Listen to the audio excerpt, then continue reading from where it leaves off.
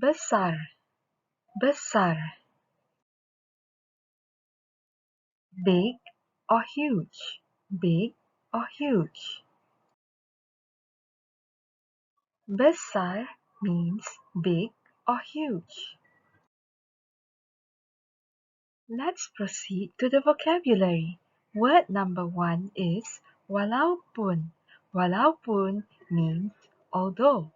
Word number 2 is hanya. Hanya means only. The third word is 6 tahun.